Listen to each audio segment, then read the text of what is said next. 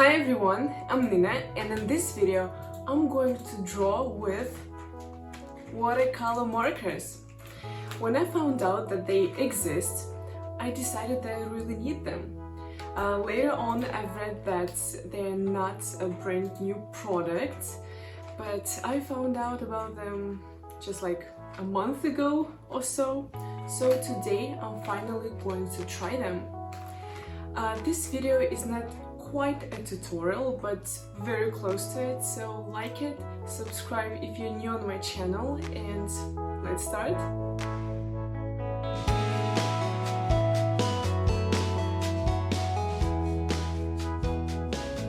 For this video, I decided to draw probably the cutest flowers, poppies. I'm not sure why I love poppies this much. It's probably because of their color and symbolism.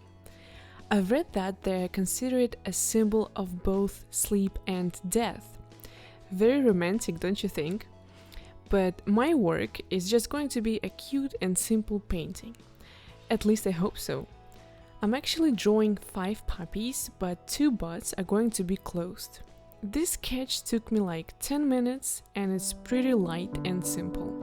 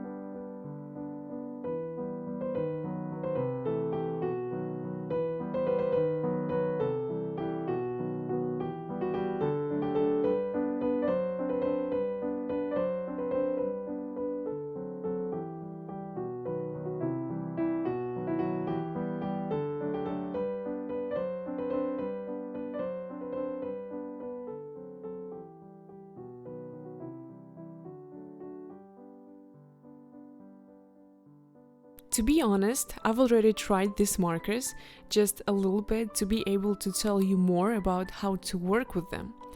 As I told you, my markers are double-ended, which is good because you can make a lot of details with a fine and thin tip. Here are some swatches.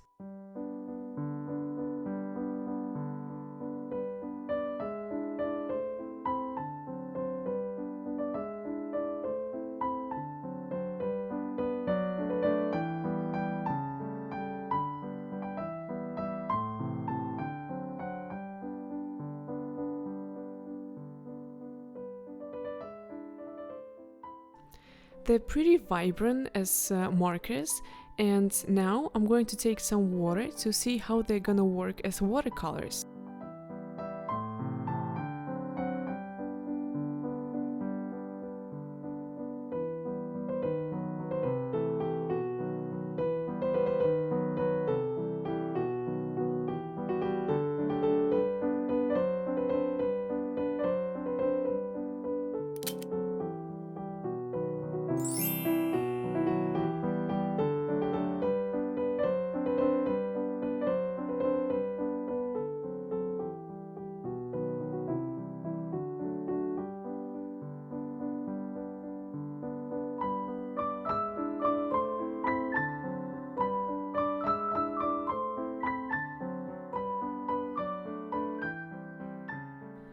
I have to mention that the first time I used multi-technique paper, and it's not the best for watercolors even though it's made to be multi-purpose.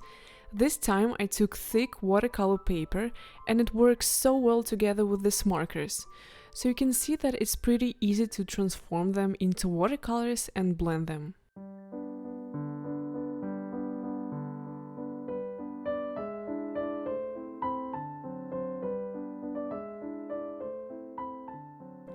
It was almost impossible to do on the multi-technique paper, which is on the right, so take this into account if you want to try them one day.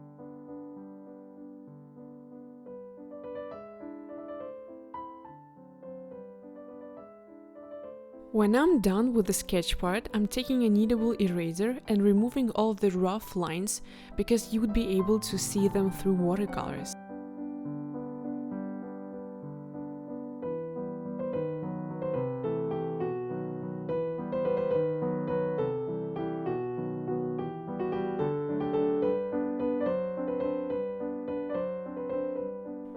And let's color my poppies.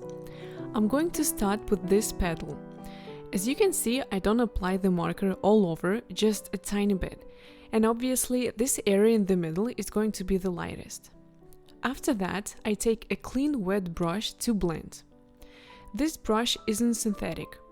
I'm a fan of the brushes with natural hair. They're 100 times better, they hold more water, and they last longer. So I'm basically getting the color and water to mix, and then pushing it around the paper using the brush. This is the technique. If I had more red tones, I would probably take a dark red, but instead I will be taking brown color and even a tiny bit of purple. I'm really making sure that the marker is well blended because I don't want the strokes to be visible.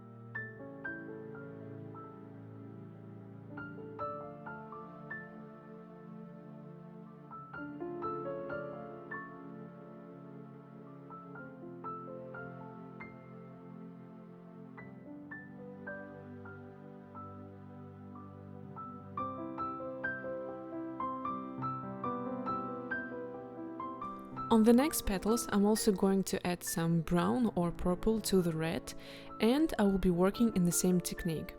I'm really making sure I blend it together with the water.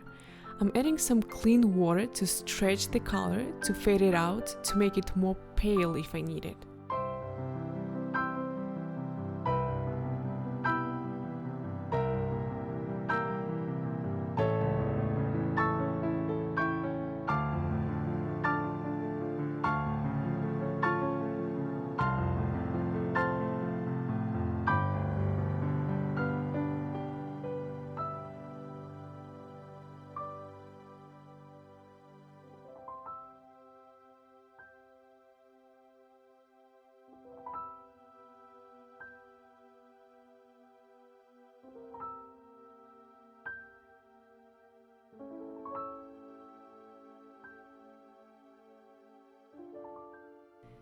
There's a big chance that the petals can bleed, especially if you're a very impatient person like me, so I try not to paint the petals that are close to each other. But actually, it might be a cool effect, I don't know, you can go ahead and try it out. But I personally make sure that I jump around the painting to avoid the bleeding. So I'm going to finish painting the petals of this poppy, and I'm going to move to the next one, but I will come back.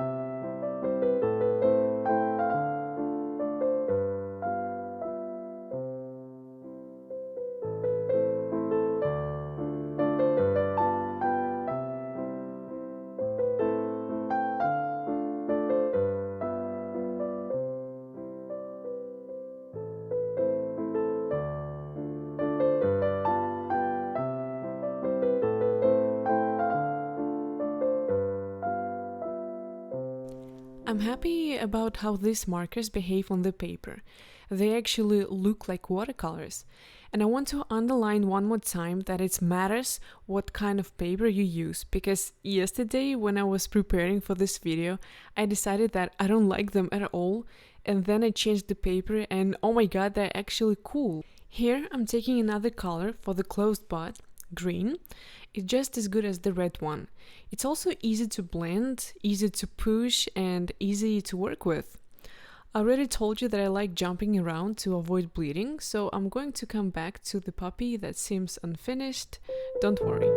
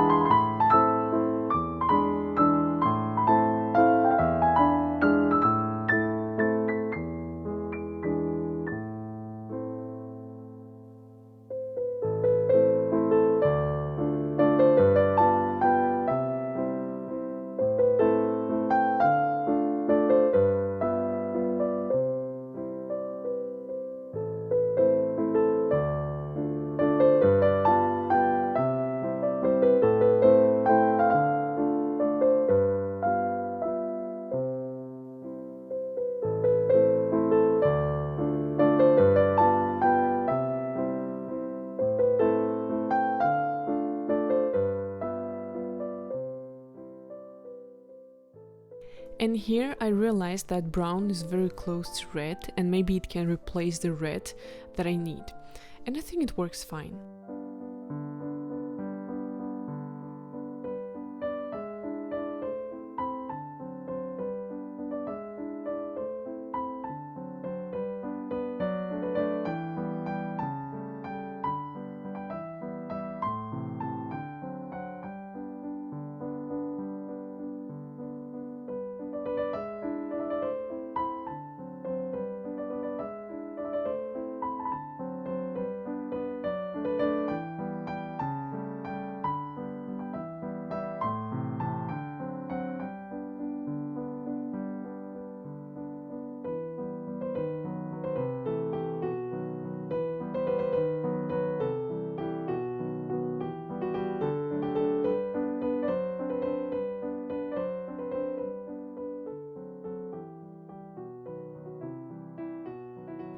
I tried to make one more layer of red color, and honestly I was afraid of ruining the drawing because yesterday when I was practicing on the bed paper I did ruin my puppies.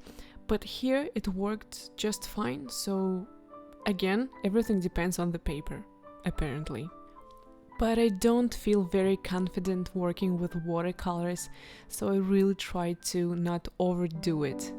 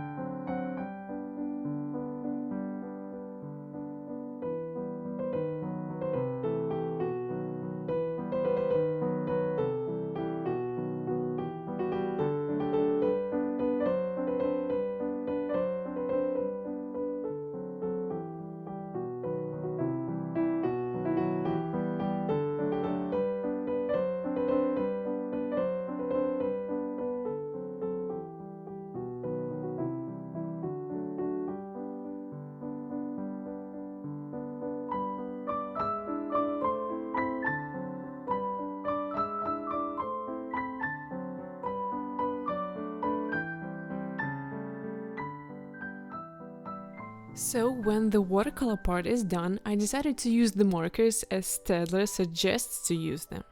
So I'm switching the tip and using a fine tip to give my painting more details, and this is how it looks now. After that, I'm taking a fine liner to draw the seeds. I could have done it with the marker also.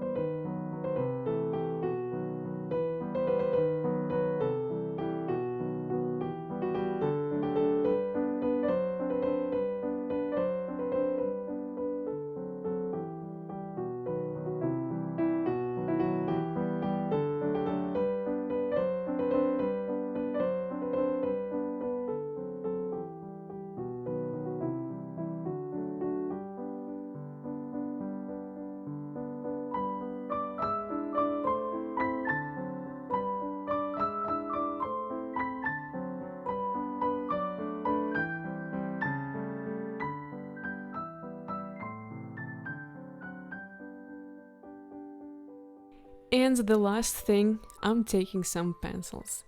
Yes, even when drawing with watercolors, I can't resist it, I need some pencils.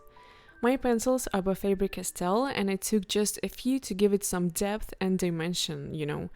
I wouldn't do it if I had more watercolors, I think, but I decided to take some pencils.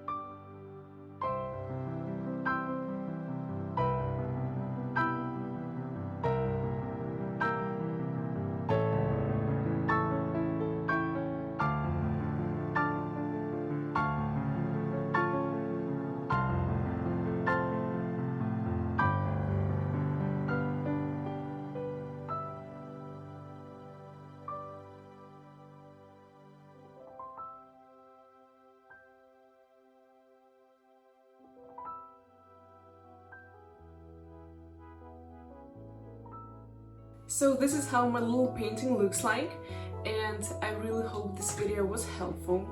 And I would like to know if any of you guys tried watercolor markers, or maybe it's something that you would like to try. Anyways, I think that it's worth trying and experimenting, so go ahead.